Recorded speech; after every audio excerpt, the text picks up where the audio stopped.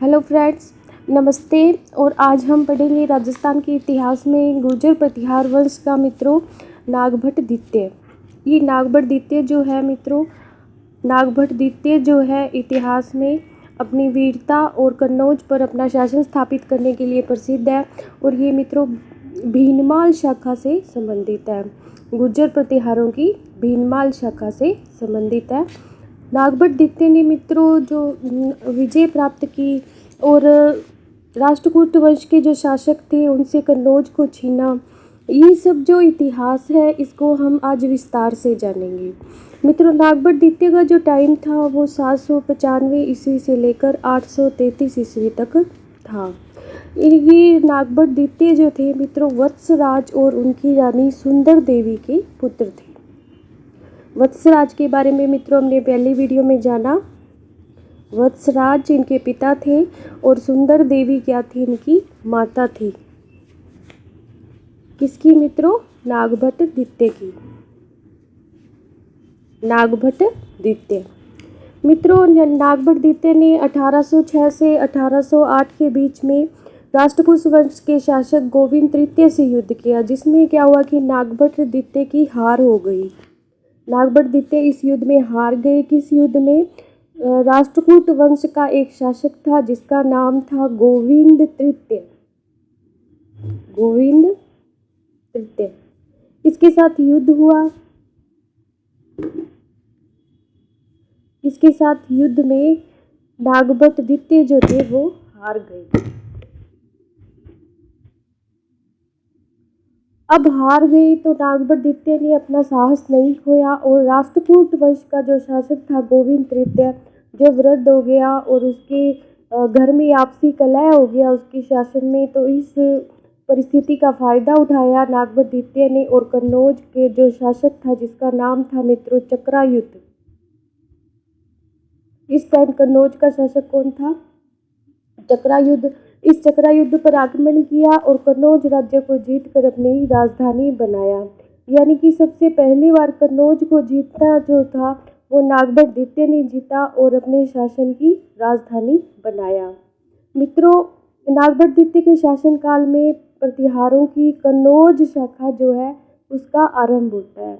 कन्नौज का शासक मित्रों चक्रायुध था जिसको नागभट्ट द्वितीय ने हराया था। ये चक्रायुध जो था पाल वंश, मित्रों पिछली वीडियो में बताया था मैंने आपको, पाल वंश जो थे बंगाल के थे पाल, और ये जो पाल वंश का राजा था धर्मपाल। इस धर्मपाल का आश्रित था कौन?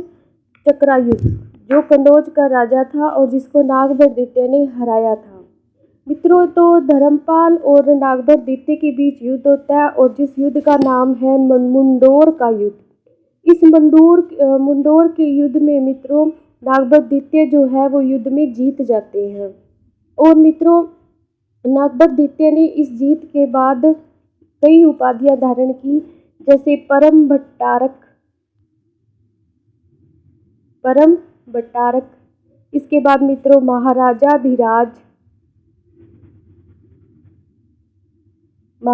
धीराज और परमेश्वर। ये जो उपाधियां हैं नागभट्ट द्वितीय द्वारा ली गई। कब मित्रों? चक्रायुद्ध। जैसे चक्रायुद्ध का जो मतलब चक्रायुद्ध को हराकर कन्नौज पर अधिकार करने के बाद और धर्मपाल से मुंडोर के युद्ध में जीतने के बाद इन्होंने नागभट्ट द्वितीय ने परम भंडारक, महाराजा धीराज और परमेश्वर की उपाधि धारण की। मित्रों नागभट्ट द्वितीय ने मत्स्य प्रदेश राजस्थान का जिसको हम कहते हैं ये, और इसके बाद मित्रों मालवा, इस मत्स्य प्रदेश की राजधानी मित्रों बैराट थी, विराटनगर। और इसके बाद मालवा, उत्तरी काठियावाड़ और मित्रों किरात प्रदेश। ये किरात प्रदेश जो था मित्रों हिमालय का दक्षिणी क्षेत्र था जिसको किरात प्रदेश कहा जाता था। हिमालय का दक्षिणी क्षेत्र इसको क्या कहा जाता था? किरात प्रदेश। इसके अलावा मित्रों वत्स, कौशाम्बी, आदि क्षेत्रों को जीतकर मित्रों अपने साम्राज्य में मिलाया और तुरुस्को मतलब तुरुस्क जो थे, तुरुस्क किसके लिए ये वर्ड यूज किया जाता है मित्रों? तुरुस्को जो है वो मुस्लिम आक्रांताओं के लिए वर्ड यूज किया जाता था, मुस्लिम आक्रांताओं के लिए। तो मुस्लिम आक्रांताओं को पराजित किया इन्होंने और मुस्लिमों को भारत में प्रवेश नहीं करने दिया। तो ये भी नागभट्ट द्वितीय की बहुत बड़ी उपलब्धि थी मित्रों। नागभट्ट द्वितीय के समय प्रतिहार जो राज्य था वो उत्तरी भारत में एक शक्तिशाली राज्य बन गया। उत्तरी भारत में एक शक्तिशाली राज्य बन गया क्योंकि प्रतिहार वंश का अब कन्नौज पर अधिकार हो गया था।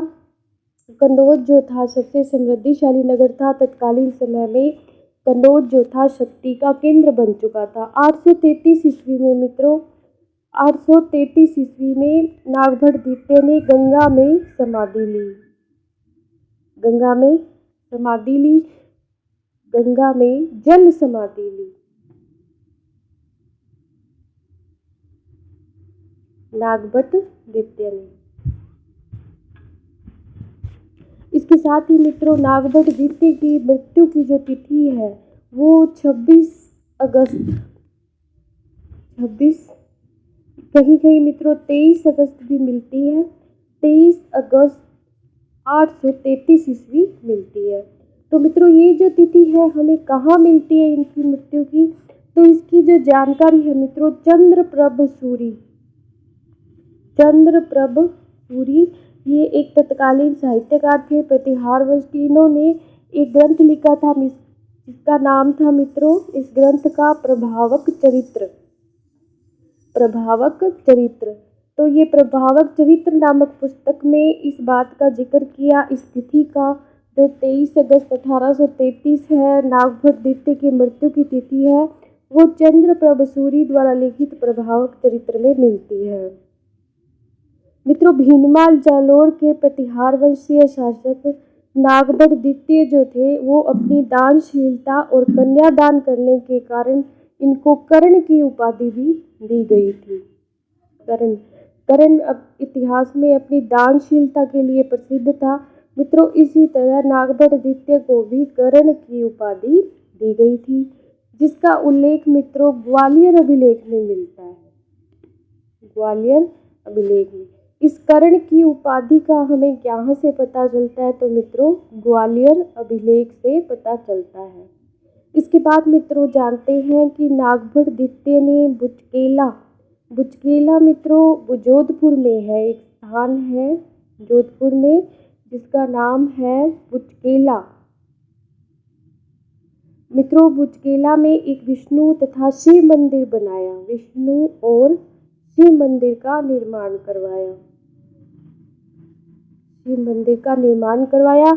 इसके पीछे मित्रों मंडोर का जो एक विष्णु मंदिर है उसके निर्माण के पीछे एक जनश्रुति प्रचलित है कि मित्रों एक ऋषि थे जिनका नाम था जज्जक। क्या नाम था? जज्जक। और इनकी एक पुत्री थी जिसका नाम था जबाली। तो नागभट्ट द्वितीय ने मित्रों इस जो जबाली थी इसको गोद ले लिया ऋषि जज्जक से। जज्जक की पुत्री थी जबाली और जबाली को गोद ले लिया नागभट्ट द्वितीय ने। फिर मित्रों इसकी शादी कर दी चौहान वंश के राजा गुहक प्रथम से।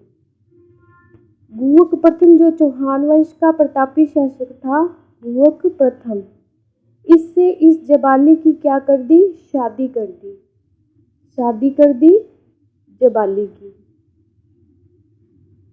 जबाली तो जज्जक की पुत्री थी जबाली। अब मित्रों इस जबाली के आग्रह पर ही मंडोर में ऋषि जज्जक की जो भूमि थी जिस पर ऋषि जज्जक रहा करते थे वहाँ पर विष्णु मंदिर का निर्माण करवाया गया। विष्णु मंदिर का निर्माण करवाया गया। तो विष्णु मंदिर का निर्माण करवाया गया कहाँ पर? मंडोर में। मंडोर जोधपुर में है और किसके कहने पर करवाया गया? जबाली के कहने पर। मित्रों नागभट्ट द्वितीय के बाद एक अन्य राजा जिनका नाम मिलता है हमें रामभद्र। नागभट्ट द्वितीय का पुत्र था ये रामभद्र और इसका जो शासनकाल है मित्रों वो 1833 से लेकर मात्र 1836 तक है और इन्होंने केवल 3 वर्ष तक शासन किया। रामभद्र के काल में मित्रों मंडोर के जो प्रतिहार थे वो स्वतंत्र हो गए। इनकी जो अन्य कोई उपलब्धि है हमें प्राप्त नहीं होती है। रामभद्र को पालों के विरुद्ध हार का सामना करना पड़ा। बंगाल के जो पाल थे, बंगाल के पालों से ये हार गए। कौन? रामभद्र। रामभद्र नागभट्ट के पुत्र थे, बंगाल के पालों से हार गए। तो मित्रों आज के वीडियो में इतना ही। धन्यवाद। Please like, subscribe and share this channel. आगे भी प्रतिहार वंश के बारे में और जानकारी अगले वीडियो में मैं आपको दूंगी मित्रों। धन्यवाद।